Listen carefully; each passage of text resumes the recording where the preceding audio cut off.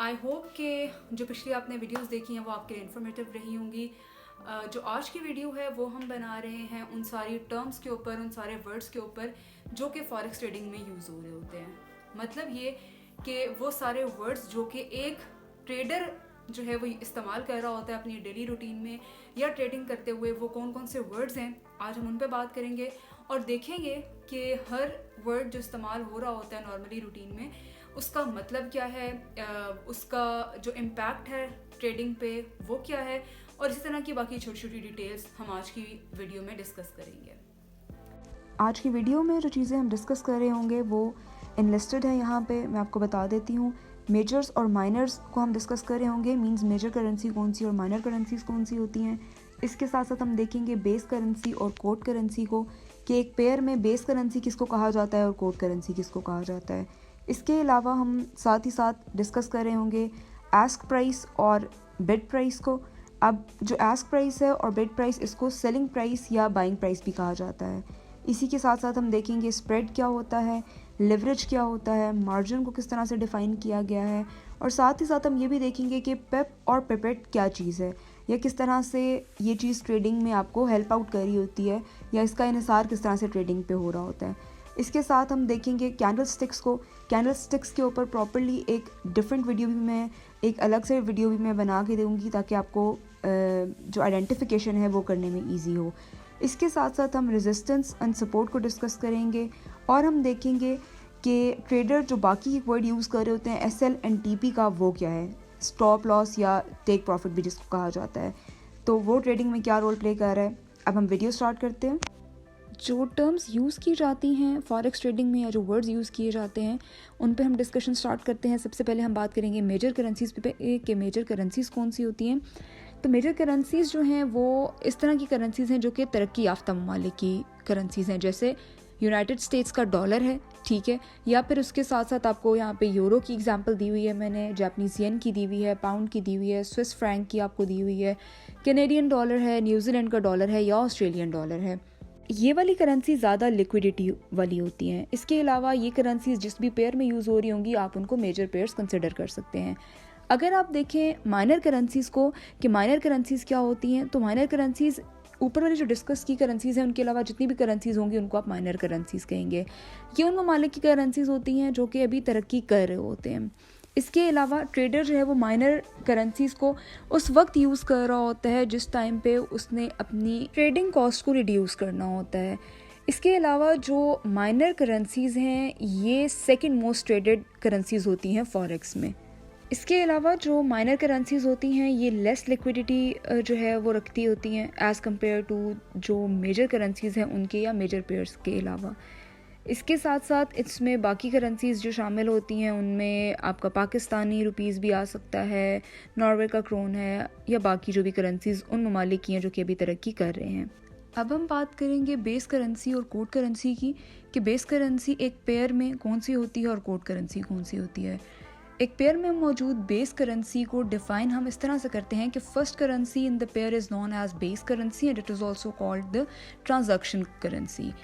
और एग्जांपल भी इसकी मैंने इसी तरह से दी हुई है कि एक पेयर में मौजूद पहले नंबर पे शो होने वाली जो करेंसी होती है उसको हम बेस करेंसी कहते हैं। जैसे USD JPY में पहले USD रिप्रेजेंट हुआ है तो USD जो है उसको आप बेस करेंसी कहेंगे। इसी तरह से जो कोड करेंसी है वो बाद में आने वाली करेंसी होती है। डिफाइन उसको इस तरह से किया हुआ है कि second currency in the pair is known as quote currency and it is commonly known as the counter currency. USD JPY में बाद में आने वाली करेंसी JPY है तो JPY जो है उसको आप कहेंगे कि ये कोड करेंसी है। समराइज इस तरह से करेंगे कि एक पेयर में मौजूद पहले वाली करेंसी को बेस करेंसी और सेकंड नंबर पे आने वाली करेंसी या शो होने वाली करेंसी को आप कोड करेंसी कहते हैं। I hope now you will be able to differentiate between base currency and quote currency कि ये दोनों किस तरह से अलग अलग होती हैं। अब हम बात करते हैं नेक्स्ट, तो हम देखेंगे आस्क प्राइस क्या है। The term ask refers to the lowest price at which a seller will sell the stock and it is also called offer price.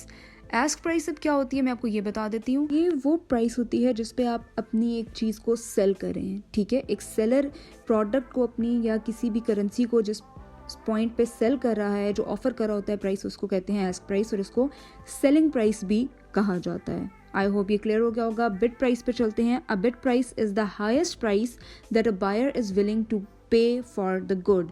इसको आप बाइंग प्राइस भी कहते हैं। मींस ये वो प्राइस है जिस पे एक बायर जो है विलिंग होता है कि वो इतनी अमाउंट जो है वो पे करेगा। ठीक है, तो ये डिफरेंस है आस्क प्राइस और बिड प्राइस में, या फिर आप इसको कह सकते हैं सेलिंग प्राइस या बाइंग प्राइस में। जब आप ट्रेडिंग स्टार्ट करेंगे तो आप देखेंगे कि जो एक पेयर है उसमें कौन सी प्राइस सेलिंग प्राइस है, कौन सी प्राइस बाइंग प्राइस है, वो आपको वहीं पे मेंशन होती है, दोनों की दोनों। अब हम बात करेंगे स्प्रेड और लेवरेज पे कि स्प्रेड क्या है और लेवरेज क्या है। A spread is the difference between the ask price and the bid price. In other words, it is the cost of trading. अब यहाँ पे क्या है कि spread basically difference होता है आपकी ask price और bid price का या selling price और buying price का।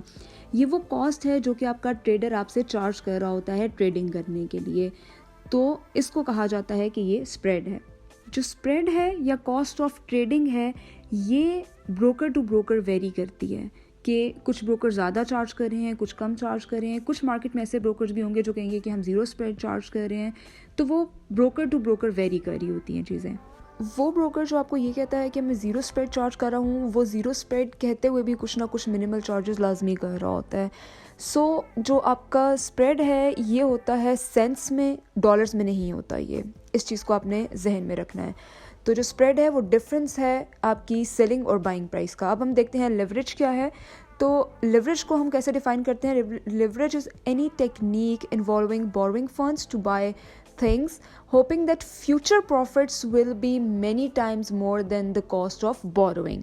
लेवरेज कहते हैं बयानिए को, ठीक है, इस उम्मीद पे कि आने वाले वक्त में यानी कि फ्यूचर में जो आपको प्रॉफिट होगा, जो आपको मुनाफा होगा, वो आपकी कॉस्ट ऑफ बोरोइंग से यानी कि ख़रीदे जाने वाली कीमत या बुक की जाने वाली कीमत से कई गुना ज़्यादा होगा।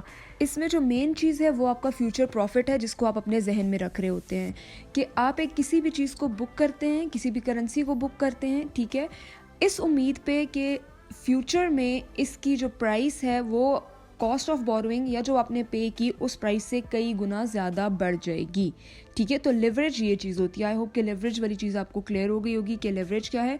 बस आपने एक वर्ड जहन में रखना है कि लेवरेज बयानिया है एक, ठीक है, कि आप कोई भी चीज़ अपनी बुक कर लेते हैं इस उम्मीद पे कि आने वाले टाइम पे वो चीज़ आपको ज़्यादा प्रॉफिट गेन करके देगी, आपको मुनाफा ज़्यादा करके देगी।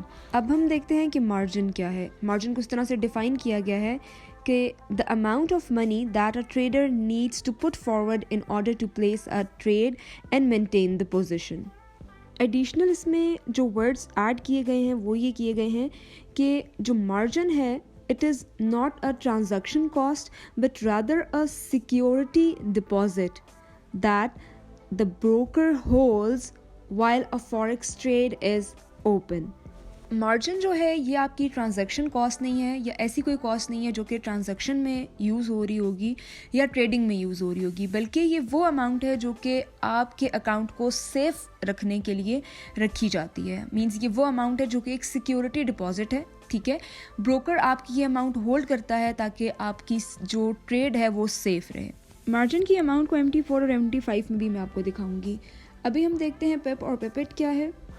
It is defined as a pip is the smallest whole unit price move that an exchange rate can make in forex। Basically pip आप कहते हैं पॉइंट के बाद शो होने वाले फोर्थ यूनिट को, ठीक है, मीन्स वो अगर इंक्रीज और डिक्रीज होगा तो it stands for price interest point. And if we talk about pipette, तो pipette means the movement at the 5th decimal place. Example में आप देख सकते हैं कि पॉइंट है, पॉइंट के बाद जो 4th नंबर है इट इज़ 0, तो ये जो 0 है इसको आप 1 पिप कहेंगे। अगर ये 71 हो जाएगा तो आप कहेंगे कि ये 1 पिप इंक्रीज़ हुआ है। अगर 74 हो जाएगा तो यू वुड से कि ये 4 पॉइंट्स आपका जो पिप है वो इंक्रीज़ हुआ है। इसी तरह से अगर आप देखेंगे पिपेट को, तो पिपेट को मैंने आपको बताया है कि पॉइंट के बाद जो 5th डेसिमल नंबर है 8, वो है 1 पिपेट। अगर ये 8 से 10 हो जाता है तो आप कहेंगे कि ये 2 पिपेट इंक्रीज़ हुआ है। इसी तरह से डिक्रीज़ को भी इसी तरह से आप डिफ़ाइन करेंगे कि कितने पॉइंट डिक्रीज़ हुआ है।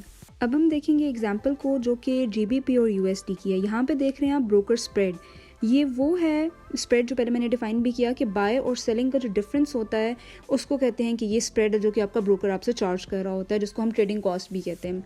यहाँ पे लिखा हुआ है कि ये स्प्रेड 2 पिप्स है। अब 2 पिप्स किस तरह से आप देखेंगे कि यहाँ पे इस जो पेयर है इसकी बाइंग 2001 है पॉइंट के बाद, और सेलिंग प्राइस जो है इसकी ये 1999 है, ठीक है, मतलब 1999। इट मीन्स इसमें 2 पॉइंट्स का डिफरेंस है। तो ये वो 2 पिप्स हैं जो कि आपका ब्रोकर आपसे स्प्रेड चार्ज कर रहा होगा, ट्रेडिंग कॉस्ट, ठीक है। इसी तरह से अगर आप देखें प्राइस मूव्स अप बाय 5 पिप्स लिखा हुआ है, तो जो बाय की प्राइस पहले थी वो 2001 थी, जबकि जो नेक्स्ट प्राइस है बाय की अगर आप ये देखें तो ये 2006 हो गई है। तो 1 से 6 तक जो पॉइंट्स का डिफरेंस है वो 5 पॉइंट्स का डिफरेंस है, जिसको आप ये कहेंगे कि ये 5 पॉइंट्स इंक्रीज हुए हैं या 5 पिप्स जो है वो मूव अप हुए हैं। इसी तरह से आप डिक्रीज को भी सेम तरीके से कहेंगे। मार्जिन को मैं ऑलरेडी डिफाइन कर चुकी हूँ। एक चीज़ याद रखिएगा कि मार्जिन और इक्विटी आपके अकाउंट की जितनी ज़्यादा होगी आपका अकाउंट वॉश होने से उतना ही ज़्यादा सेफ रहेगा। मार्जिन और इक्विटी का ज़्यादा होना आपके अकाउंट को वॉश होने से बचाता है। अब हम बात करेंगे कैंडल स्टिक्स के ऊपर और देखेंगे कि कैंडल स्टिक्स क्या रोल प्ले करती हैं ट्रेडिंग के बीच में। तो सबसे पहले देखते हैं कैंडल स्टिक्स को हम डिफाइन किस तरह से करते हैं। साथ ही साथ मैं आपको ये भी बताती जाऊँ कि कैंडल स्टिक्स के ऊपर एक सेपरेट भी मैं पूरी प्रॉपर एक वीडियो अपलोड करूँगी, आप वो भी देखिएगा, जिसमें एग्जाम्पल्स वगैरह और टाइप्स भी मेंशन होंगी। Anyhow, चलते हैं। Candle chart basically a technical tool for forex analysis that consists of individual candles on the chart which indicates price action. It means कि जो आपका प्राइस एक्शन है वो आपको कैंडल स्टिक्स बता रही होती हैं, किस टाइम पे मार्केट में आपकी जो प्राइसेस हैं वो अप जा रही हैं, किस टाइम पे डाउन जाएंगी। ट्रेंड को आप बेसिकली जान सकते हैं उतना ही ज़्यादा अच्छे तरीके से जितना अच्छे तरीके से आप कैंडल स्टिक्स को समझ पाएंगे, आइडेंटिफाई कर पाएंगे कि कौन सी कैंडल स्टिक्स कौन सा ट्रेंड अभी है और कौन सा ट्रेंड नेक्स्ट आएगा। जब आपको ये चीज़ पता होगी तो आप इजीली खुद भी सिग्नल्स जो है वो बना के और आगे प्रोवाइड कर सकते हैं। उसके लिए आपको किसी पर्सन के ऊपर रिलाय करने की ज़रूरत नहीं होती है। इसके अलावा कैंडल स्टिक्स आपको 2 कलर में 2 शेड्स में नज़र आती हैं, रेड और ग्रीन कलर में। अब ये रेड और ग्रीन क्या स्टैंड करता है या क्या कहलाता है या कौन सी कैंडल स्टिक्स होती हैं, तो उनको जिस तरह से डिफाइन करते हैं मैं वो बता देती हूँ। जो रेड कैंडल्स हैं ये शो कर रही होती हैं कि आपकी मार्केट डाउन जा रही है, ठीक है, जिसका मतलब ये होता है कि ये अभी बेरिश ट्रेंड को जो है वो ला रही हैं। ये उस टाइम पे होता है जिस टाइम पे आप अपनी बाय की कर रहे होते हैं, ठीक है, आपको बाय करना होता है। नेक्स्ट अगर आप ग्रीन को देखेंगे तो ग्रीन का मतलब ये है कि ये बुलिश ट्रेंड है और आपकी मार्केट या जो प्राइसेस हैं वो ऊपर को जा रही हैं। बुलिश और बेयरिश ट्रेंड को भी मैं बाद में प्रॉपर्ली एक्सप्लेन कर दूंगी ताकि वो भी आपके लिए ईजी रहे। लेकिन आपने ये चीज़ याद रखनी है कि जो बुलिश है आप वो उसको ट्रेंड को कहते हैं जिस टाइम पे आपकी ग्रीन कैंडल्स होती हैं, और आपका बेयरिश ट्रेंड वो होता है जो कि रेड होता है। आपके सामने ये जो नज़र आ रहा है ये आपको GBP और USD के पेयर की ट्रेड दिखाई हुई है, ठीक है। अब यहाँ पे आपको 2 स्केल्स नज़र आ रहे हैं, ठीक है, लेफ़्ट टू राइट भी और आपको वर्टिकली भी एक नज़र आ रहा है। जो नीचे वाले ये सारी आपको लाइन नज़र आ रही है इसको आप कहते हैं कि ये टाइम स्केल है, जबकि जो ये वर्टिकली आपको नज़र आ रहा है ये प्राइस स्केल होता है, जिसके ऊपर प्राइस मेंशन होती है कि इस टाइम पे प्राइसेस जो है वो ये वाली इंडिकेट हुई हुई है। इसी के अकॉर्डिंग आपकी कैंडल्स जो है वो मूव अप और या मूव डाउन हो रही होती हैं। आपकी मार्केट या तो ऊपर को जा रही होती है या फिर आपकी मार्केट जो है वो नीचे को आ रही होती है। मीन्स टू सेज या तो बुलिश ट्रेंड होगा या बेरिश ट्रेंड होगा।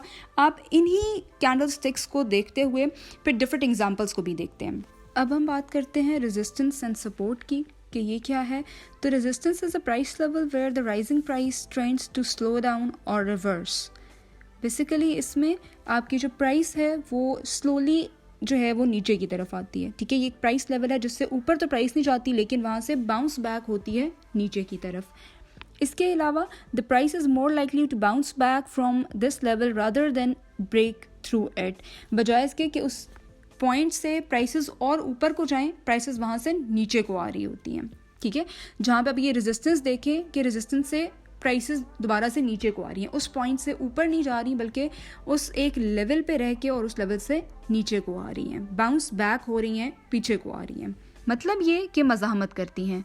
A break above this level opens the way for further price growth until it finds another resistance level, which means कि एक और resistance point आने तक जो आपकी ये प्राइसेस हैं ये ग्रोथ करती हैं, प्राइसेस ऊपर जाती हैं। जैसे ही वो रेजिस्टेंस पॉइंट आता है वहाँ से दोबारा मज़ाहमत होती है, ठीक है, और वहाँ से बाउंस बैक होती है और प्राइसेस एकदम से दोबारा से नीचे को आती हैं। ये आपकी मार्केट जो है वो बुलिश और बेरिश ट्रेंड के बीच में रिलाय कर रही होती है, ठीक है। अब अगर आप यहाँ पे देखें तो आपको एग्जांपल नज़र आ रही है कि रेजिस्टेंस जो है ये ऊपर रेड लाइन से शो हुआ है और सपोर्ट ब्लू लाइन से शो हुआ है। आपका ये जो रेजिस्टेंस पॉइंट है यहाँ तक आपकी मार्केट जाती है, फिर नीचे आती है, फिर दोबारा ऊपर पॉइंट पे जाती है, वहाँ से बाउंस बैक होती है नीचे को और फिर दोबारा से ऊपर को जाती है। अब नीचे वाला जो पॉइंट है ये इसको सपोर्ट करता है कि आपकी प्राइसेस यहाँ से एकदम से ऊपर को जाती हैं। इसको एक्सप्लेन इस तरह से किया जाएगा, it occurs when falling prices stop, change direction and begin to rise. इसका मतलब ये है कि सपोर्ट आपका वो पॉइंट है जहाँ से आपकी प्राइसेस मज़ीद और नीचे गिरना रुक जाती हैं, डायरेक्शन चेंज करती हैं और बढ़ना शुरू कर देती हैं। Often viewed as a floor which is supporting और होल्डिंग अप प्राइसेस। मतलब ये जो आपको सपोर्ट का लेवल नीचे दिखाया गया था ये एक फ्लोर की तरह काम कर रहा होता है, फर्श की तरह।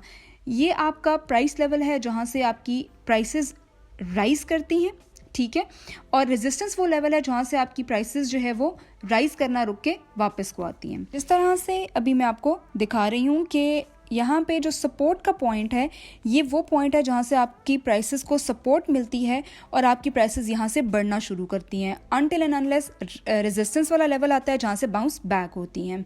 और फिर आपका ये जो रेजिस्टेंस एंड सपोर्ट का लेवल है ये आपको आई होप कि समझ आ गया होगा कि किस तरह से आपकी प्राइसेस अप जाती हैं, किस तरह से डाउन जाती हैं, ठीक है। ये बेसिकली आपको हेल्प आउट कर रहा होता है। सपोर्ट आपको हेल्प करता है एक फर्श की तरह कि उस पर टच करने के बाद आपकी जो प्राइसेस हैं वो ऊपर को जाना शुरू हो जाती हैं और रेजिस्टेंस वो लेवल है जहाँ से आपकी प्राइसेस नीचे को आना शुरू होती हैं।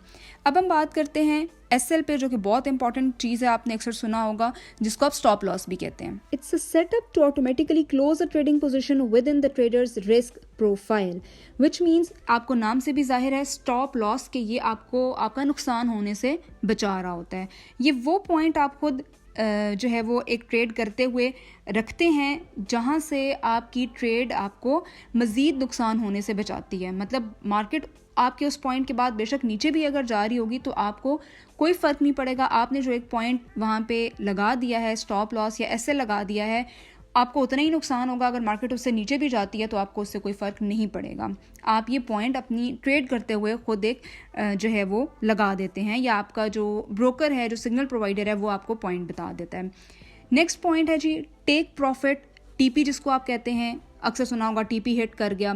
तो ये क्या है, अब हम ये देखते हैं। It is pending order that is place to close a profitable position once the market reaches the specific price. It takes the profit as it closes the position. आप एक पॉइंट अपना जो है वो ऐड करते हैं जिससे आपकी ट्रेड जो है आपको उतना प्रॉफिट लेके देती है।